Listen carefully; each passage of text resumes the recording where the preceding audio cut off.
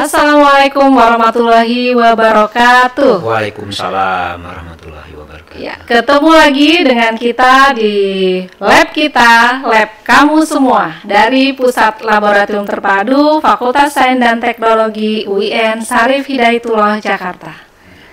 Seperti biasa kita akan bicara seputar kegiatan laboratorium, baik itu tentang alat, metode, riset, kemudian hal-hal lain yang terkait dengan lab dan aktivitas-aktivitas para dosen, praktisi yang insya Allah itu akan menginspirasi kita semua. Dan pada hari ini kita kedatangan tamu yang sangat spesial juga luar biasa. Beliau ini adalah seorang dosen, kemudian pengusaha, konsultan, dan belum lama ini beliau mendapatkan gelar tertinggi di bidang akademik sebagai guru besar di bidang Sistem Informasi. Beliau adalah Profesor Dr. Sofyansah Jayaputra MSc. Ya.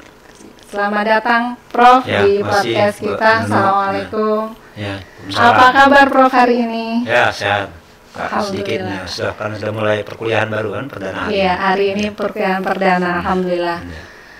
Jadi pada hari ini teman-teman semua pemirsa, kita kedatangan tamu yang luar biasa, jangan sampai ketinggalan. Kita akan gali semua ilmu yang insya Allah bermanfaat buat kita semua. Ya, amin.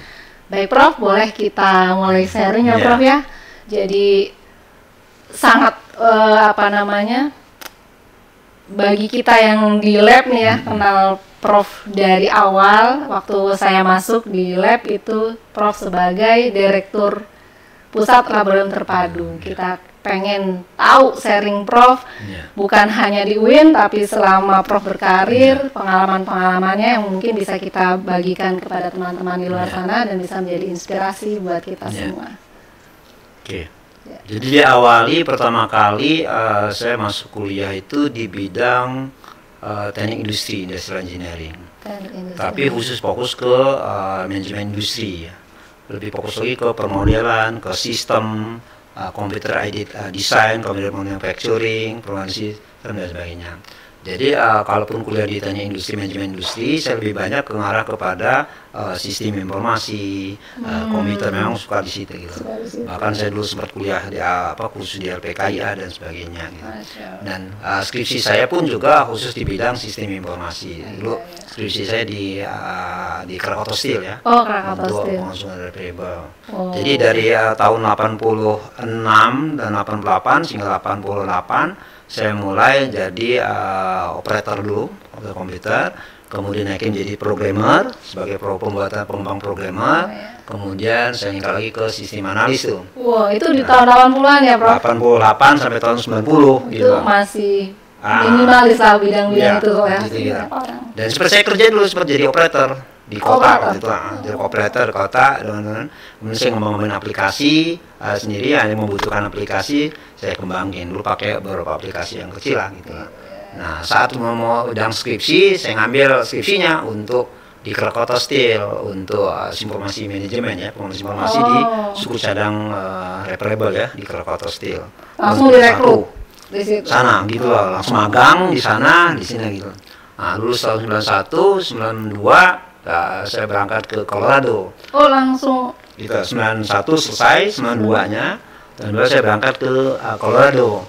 Memang fokus saya di bidang IT loh, dari dulu memang di bidang IT, tapi dikombin di industrial dan sebagainya. Gitu. Nah S2 saya di Colorado waktu itu, ambil 2,5 tahun di sana, khusus di bidang Master Science of Information System. Tahun 92 sampai 94 lah. 92 94. Kayaknya menarik nih Prof kalau di luar negeri ceritanya. Ya. Di Indonesia aja tadi kalau kita perdalam itu kayaknya menarik banget, terus di luar negeri lebih menarik lagi dong Prof. Iya, karena di sana kita lebih fokus kuliahnya, nggak terlalu banyak mata kuliahnya tapi dalam. Kalau di Indonesia agak sedikit banyak mata kuliahnya, tapi tidak terlalu ada. Iya. Tambah lagi dulu itu master, jadi saya fokus di information system. Sampai tahun 94 Desember lah. Pas mau buat Desember, di sini pas selesai di Desember tadi ada kesempatan kan, nganggur sebentar liburan. Akhirnya saya cari-cari kerja tuh, pengalaman sana gitu loh. Akhirnya cari kerjaan juga bisa sebagai pelopor koran waktu itu. Waduh. Gitu. Di koran dulu. Ya, kan di sana kan banyak juga yang PhD. Oh. Pizza Hut delivery. Gitu. Oh iya ya. Daripada nggak kesampaian ngambil S3, saya delivery gitu. Berapa lama itu, Prof? Sekitar 3 bulan lah ya. 3 bulan selama sebagai menunggu tuh gitu. Kisahnya menarik ya tuh waktu.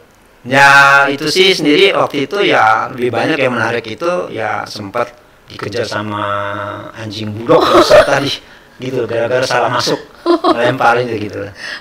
Nah sambil kerjaan kemudian saya di hire juga waktu itu oleh Freeport ya. Oh masya Allah. Gitu loh. Jadi kalau kita sudah selesai di sana selama setahun kita ada 1 tahun lah practical training. Saya di hire oleh Freeport McMoRan. Jadi di New Orleans, jadi saya kerja di sana. Tapi Freeport yang di luar negeri? Di New Orleans, langsung di Orleans-nya. Kemudian jadi IT spesialis di sana kita. Dan langsung cemplungin ke konsultan ya, desain consulting itu. Jadi saya langsung ngembangin aplikasi itu waktu itu. Tapi partnership ya dengan di sana gitu. Dan kerjanya di Gulf Mexico juga. Wow. Gitu sana. Tahun, kemudian hampir hampir mencapai setahun, saya kerja ditugaskan di Freeport Tembagapura, Timika, di Irian sana, di Papua sana, selama 3 bulan, 6 bulan, dikirim lagi ke Jakarta, baru berangkat kembali lagi ke New Orleans. Tadi dari New Orleans di Tembagapura, balik lagi ke New Orleans lagi. Boleh dong ada kisah yang menarik di situ yang mungkin yang untuk dilupakan. Lupakan yang tadinya kerja di New Orleans sebagai ini akhirnya jadi ekspatriat kerja di Tembagapura, naik lagi ke Gracebook yang paling atas Freeport tadi, yang 10 langkah itu ngos-ngosan kita. Itu pengalaman yang menarik sana. Everything's there, apa saja ada, kita bawa apa saja ada, tapi uang kita nggak bisa kita gunakan. Ya kira-kira seperti lah gitu. Tapi menarik sana itunya, kesan-kesan itunya. Jadi saya kembali ke New Orleans, sampai New Orleans, ternyata saya harus kembali lagi, diminta kembali lagi ke sana. Kelihatannya agak sulit saya lagi ke sana. Akhirnya saya kembali ke Jakarta dan kemudian ada yang hire, berarti saya diterima di IBM waktu itu. Oh, IBM Singapura, IBM Jakarta dulu Indonesia, kemudian proyek ke Singapura selama 11 bulan, kemudian pindah lagi ke Custom Semiconductor. Waktu itu saya sebagai SAP konsultan, ERP konsultan waktu itu, yang namanya SAP. Di Singapura pindah ke Custom Semiconductor di Malaysia, Ipoh. Malaysia, ke Taiwan, terus kemudian pindah lagi ke Guangzhou, Cina. Waduh. Ke sanitary gitu tahun ini. Kemudian dari situ beberapa proyek di Astra Mobil dan sebagainya di Indonesia.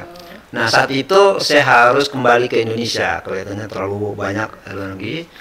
Saya minta request untuk kembali ke Indonesia, ya kan? Nah pas kembali Indonesia, saya dapat proyek di Indonesia. Nah ternyata pindah akhirnya ke PricewaterhouseCoopers. Tahun berapa tuh? Tahun sekitar tahun 98 saat reformasi. Nah saat reformasi kegaduhan tersebut saya berada di Salemba saat itu. Mohon maaf Prof, saya potong. Ya. Izin. Itu sudah menikah belum itu? Kesono kesini, kesono kesini. Alasannya kenapa harus balik kemarin karena waktu dari Freeport, kenapa nggak dari sana karena belum menikah. Akhirnya tapi setelah yang sana sudah nikah, akhirnya saya berangkat lagi sampai ke Cina segala macam dan nikah, tapi karena baru menikah kan masih punya anak kecil, kelihatannya saya harus kembali ke Indonesia. Nah makanya pas di 2001 saya terakhir ditugasin ke Filipina, terakhir di Filipina. Di sana saya ada proyek di Filipina, maka saya ambil S3. Berarti pernah di ngalamin itu deh. Saya sebagai perempuan tuh ngebayangin berarti pernah long distance ya? Iya. Nah long distance sampai punya anak kecil dan sebagainya. Gitu. Nah setelah 2001 selesai dari S3 sana, kemudian saya kembali ke Indonesia. Saya resign dari dunia profesional, saya resign, akhirnya saya jadi konsultan di Jakarta karena supaya harus ada di Jakarta. Saya udah stop, udah mau mana-mana gitu. Nah tahun 2022 di 2021 setelah saya kembali di Indonesia ini, udah full di Indonesia, jadi konsultan di Indonesia dulu, di perusahaan, kemudian di kelautan waktu itu, kelautan perikanan. Kemudian saya bertemu nih sama Pak Faisal Badrun, dekan ekonomi yang pertama dulu di Paramadina. Kemudian Paramadina ketemu Profesor Sam Yasin, memang sebelumnya sudah ada. Ketemu Pak Nalajedin Umar di Paramadina, sana diskusi. Akhirnya kan di sini kan ada konversi tuh, konversi gitu loh. Nah dari situ saya diminta untuk membantu jadi konsultan IT lah ya di sini, bantu di sini dalam rangka implementasi di IT dengan beberapa yang dari sini. Gitu. Ceritanya di 2001 ya? 2001 itu saya ngelamar waktu itu, udah diminta jadi dosen, gitu, jadi dosen di ekonomi. Oh, di ekonomi. Mata kuliah aplikasi komputer. Waktu itu ada Bu Nur Hayati, Pak Sukmo, waktu itu yang masih di sana. Pak Agus Salim masih di ketua jurusan teknik informatika. Tapi saya ngajarnya di ekonomi 2001. Gitu. Di luar dugaan tahun 2022 awal. Saya diminta tuh untuk menjadi dekan di Fakultas Sains Teknologi di 2002 gitu. Nah disitulah mulai gitu, dekan sekaligus ngembangin PLT dan bidang akademik ya. Gitu. 2002 jadi akademisi itu. Sampai sekarang ya Prof. Nah, 2002 sampai 2004 perpanjangan lagi 2004 sampai 2009 sampai 2012 kalau nggak salah. Nantinya 10 tahun lah 2002 sampai 2012 yang dekan Fakultas Teknologi. Iya. Nah termasuk diawali pertama Direktur Pusat Laboratorium Terpadu di 2004 kalau nggak salah ya, 2004 tuh. Setelah kita selesai Pusat Laboratorium Terpadu di sininya gitu. Nah tugas saya waktu itu bagaimana memanage untuk pengembangan ICT di WINSIN ini dengan pengembangan di Pusat Laboratorium Terpadu ini, dan juga memanage mengelola Fakultas Sains Teknologi ya. Waktu itu kan belum ada yang tahu tuh. Betul. Kalau kita ketemu Fakultas Sains Teknologi, ketemu orang masih bilang, ada ya Fakultas Sains Teknologi gitu. Emang ngapain di UIN gitu? Iya. Dulu ya. Mereka tahunya pahamnya IAIN, IAIN. Islam dan berarti dulu masih IAIN ya Prof bergabung di sini. Konversi IAIN jadi UIN. Konversi 2000 sampai 2022. Nah, 2022 resmi menjadi UIN. Masya Allah. Gitu. Lengkap dari awal berkarir di sekolah sampai keliling dunia sampai akhirnya jadi akademisi di UIN Syarif Hidayatullah Jakarta. Ya. Prof. IAIN itu kan dulu IAIN, kemudian konversi IAIN menjadi UIN. Jadi UIN. Nah, waktu itu Pak Direktur Hamid Nasuhi waktu itu Pak Direkturnya, ya kan lah. Nah, beliaulah yang pertama kali memberitahukan ke saya ada usulan masukan dari saya dari pimpinan waktu itu pasti zaman Pak Haji Mahdi Azra, ya kan untuk diusulkan jadi dekan. Saya agak panjang saya mikirnya waktu itu, agak sebulan saya mikirnya untuk mengiyakan ya, karena di luar ekspektasi, di luar. Prof nanya nih Prof, dengan segitu banyaknya aktivitas gitu ya, bagaimana sih tips Prof itu untuk membagi waktu dan lain-lain gitu kan? Kalau dosen tuh yang ngajar selama di aktivitasnya ya saya lihat ada ngajar, ada penelitian, ada pengabdian masyarakat. Terus Prof juga di luar itu kan memang sudah berkecimpung ya di bidang, masih tetap jadi konsultan kan Prof? Ya, tetap jadi konsultan, tetap punya usaha, itu gimana Prof? Ya, time management memang harus diatur dari kita. Sebetulnya pola hidup kita, apalagi kita orang Muslim ini memang terbiasa mengatur waktu kan. Gitu. Terbiasa kita mengatur waktu dan memang harus di-spare waktunya. Karena prinsipnya good work without planning, good luck. Tuh, dengerin ya. Good work without planning, good luck. Harus segala sesuatunya harus di-planning, harus dibuat desainnya, rancangannya, harus latani gitu lah. Makanya kita buat kan lah, makanya good work without planning, good luck. Kalau di kelas-kelas sesuai bilang gitu. Kemudian write what you do, tulis yang akan kamu kerjakan. Tulis yang do what you write, kerjakan apa yang kamu tulis. Gitu. Kira-kira seperti itu gitu. Jadi kita harus menyiapkan waktu, harus men-spare waktunya gitu. Jangan menunggu kapan ada waktu. Kalau menunggu kapan ada waktu ini. Nih, generasi yang mager-mager, yang sekarang ini lagi nggak mood gitu kan biasanya Prof ya, anak-anak generasi Z dan seterusnya ini strawberry lah gitu ya. Jadi perlu kita punya semangat lah, semangat untuk seperti Prof tadi sampaikan, kita harus punya tujuan yang jelas, kemudian diplanningkan, dikerjakan sampai kita bisa mencapai apa itu namanya kesuksesan. Karena kesulitan tuh selalu ada, masalah itu selalu ada, dan bagaimana kita men-solve masalah itu. Gitu. Iya betul. Itu lebih baik. Oke, tadi udah time management ya, berarti penting banget. Yang kedua, ini juga jadi pertanyaan nih buat kita semua mungkin ya. Dukungan keluarga terhadap aktivitas semua Prof gimana nih? Ya alhamdulillah semuanya bisa memahami. Kemudian kita sangat mendukung ya kan kita.